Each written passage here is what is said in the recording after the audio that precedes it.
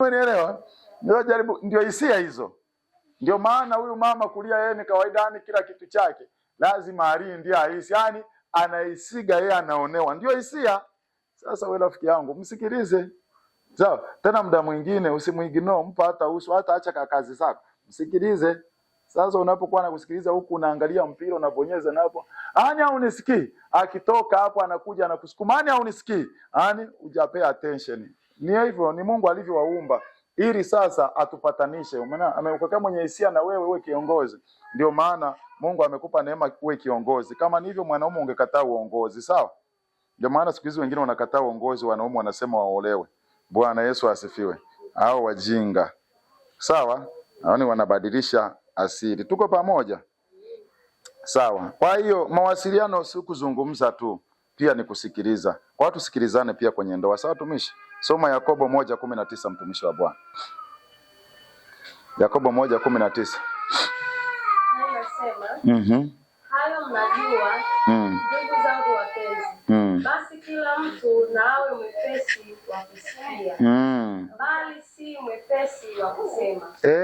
Wala kukasirika. Umeona hayo ako mkapigie mstari kabisa, mnasomeana huko nyumbani. Bwana Yesu asifiwe. Tuwe watu wa kusikilizana. Si ndio watumishi wa Bwana? Ni heri upunguze kusema, umsikilize mwenzie, lakini pia tusiwe wepesi wa kufanyaje? Wa kukasirika, kwa sababu sikiliza nikwambie.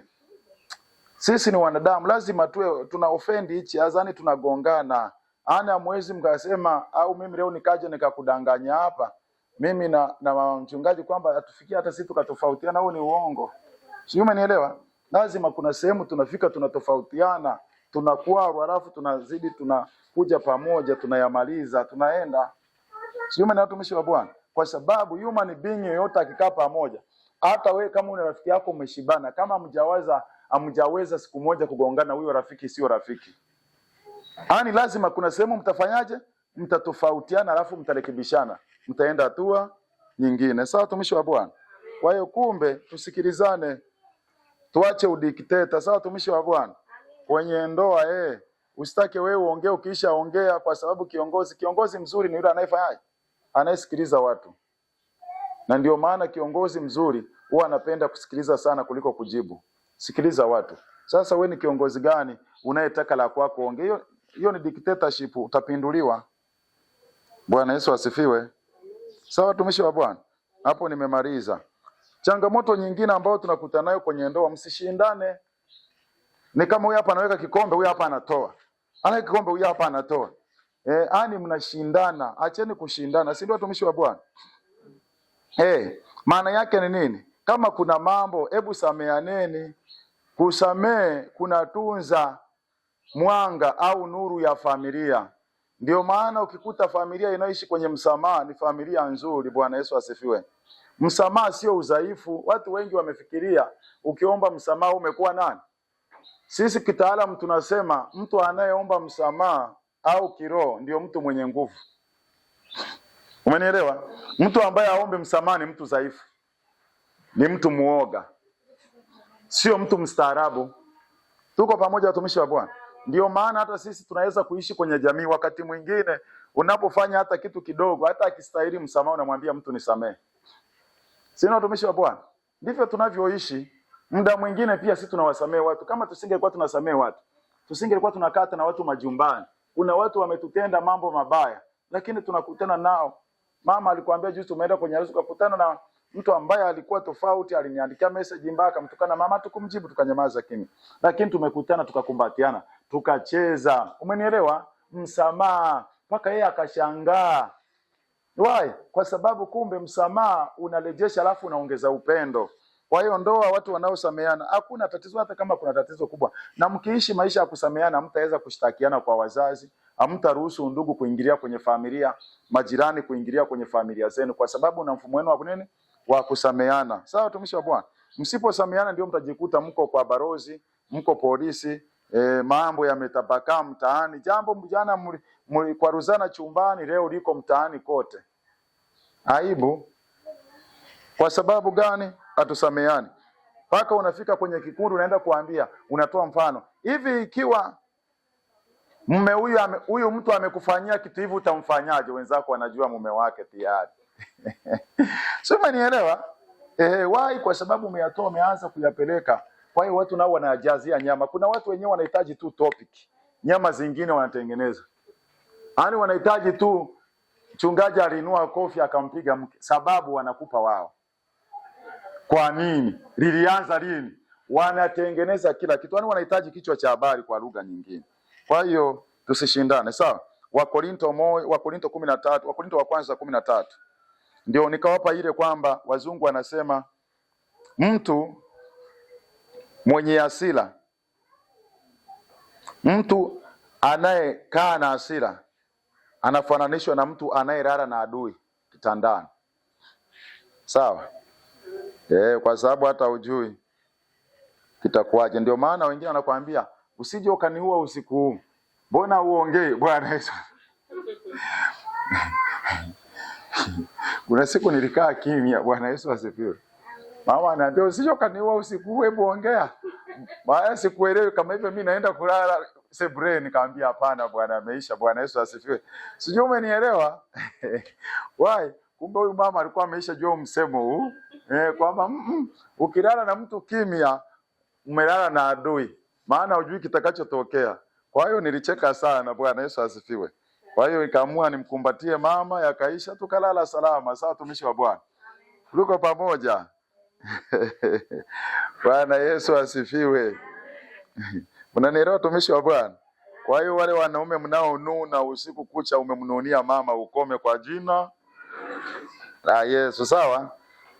Hamtaki kulala usiku mumenuniana, ni sawa sawa umelala na adui. Hata mama huyu anaweza kuwa adui, hamjaongea, anaweza akachukua uma, hasira ikampanda, anaenda jikoni. Anachukua uma. Ulishaona mwenzio ukaamka amekuangalia kwa hasira? Sasa hayo mambo yanaweza yakatokea kwenye maisha yako. Bwana Yesu asifiwe. Mpatano, unashangaa mtu kainua uma hivi akuchome. Wataka kuniua? Why? Kwa sababu ulilala na adui kitandani. Amkuyamaliza. Mtumishi karibu. Bwana Yesu asifiwe. Sisi wanaume, sawa? Usilale umemnunia mama, tafuta namna. Hata kama ni chips kibamba fata ili anani tu. Bwana Yesu asifiwe.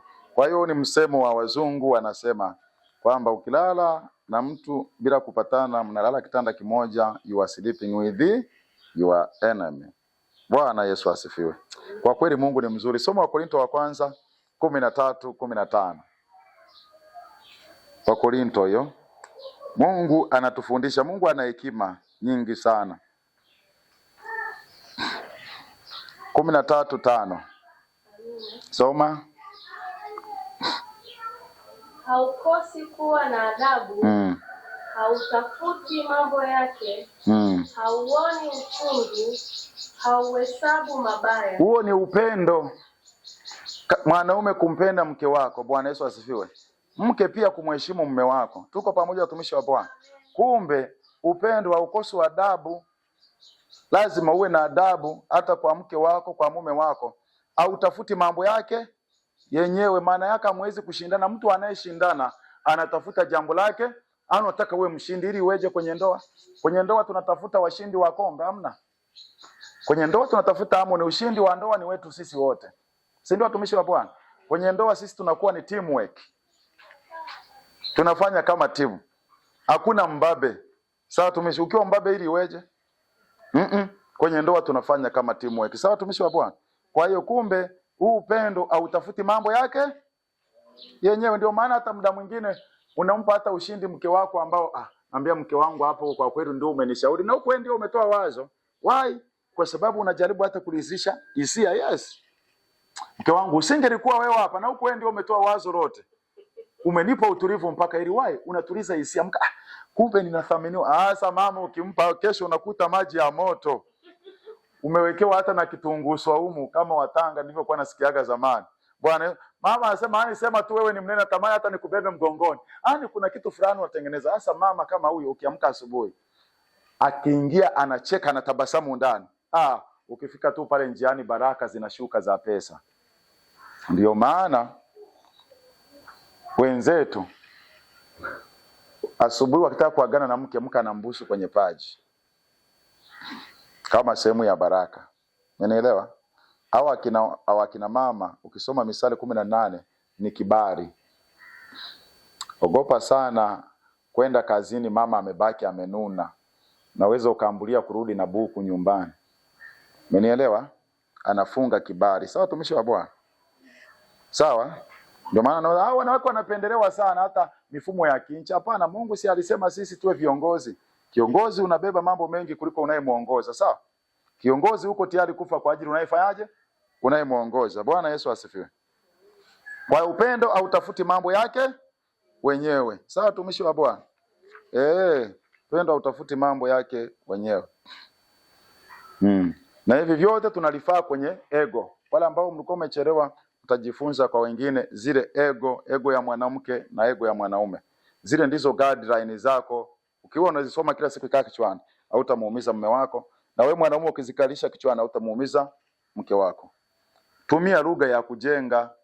Waswahili wanasema constructive language, wazungu constructive language. Lugha ya kujenga, sio lugha ya kubomoa. Mwenzako labda amekufanyia kosa, unaanza kumwambia mambo magumu. Wewe hakuna kitu kabisa, mjinga kabisa wewe. Mke mwenyewe wewe, ningejua wewe nisingelikuoa. Bwana Yesu asifiwe. Yanambomoa, yanamvunja. Si ndio watumishi wa Bwana? Si mnajua lugha ya kujenga? Lugha ya kujenga maana yake kujenga, si unajua unakitengeneza kitu kilichotawanyika, unakipa nguvu, ndio maana ya kujenga. Sawa? Katika udhaifu ule unajaribu kumjengea nguvu.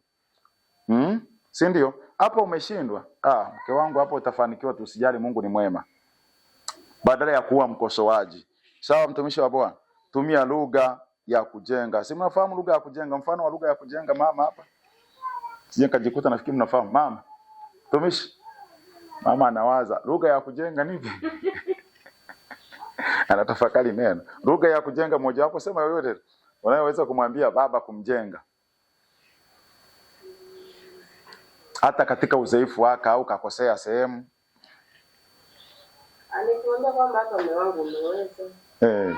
Hiyo pia ni lugha ya kujenga. Hata kama hajaweza vizuri. Safi sana. Unaona? Unamtia moyo. Mama pale. Huyu baba unamwambia lugha ya kujenga. Hebu mpe lugha ya kujenga. Hata kwenye changamoto. Kwa mfano baba ajaje na hela nyumbani siku hiyo. Unamwambiaje?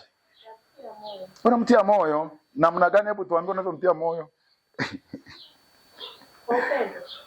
Ndio nataka useme sasa hapa. Tuko kwenye ndoa, unamtiaje? Najua unamtia kwa unamwambia gaje? Yaani nitamwambiaje? Nitamwambia mume wangu. Mshukuru Mungu. Ndio, malizia. Imetosha. Bwana Yesu asifiwe. Unamtia moyo, unamwambia mume wako kwamba tunamshukuru Mungu hata kwa hiki ambacho hujapata. Mwingine anasema, wenzako ina maana wewe huko ulikuwa unatoa mpaka matusi. Ulikuwa unauza sura tu huko.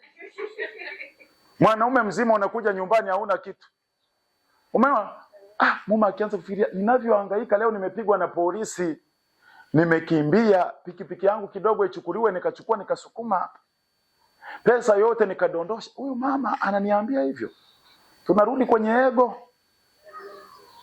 Tunarudi kwenye nini? Kwenye ego yetu kule. Kumbe huyu mama ana heshima. Athamini msaada wangu. Anaanza kusema hata angekuwa mama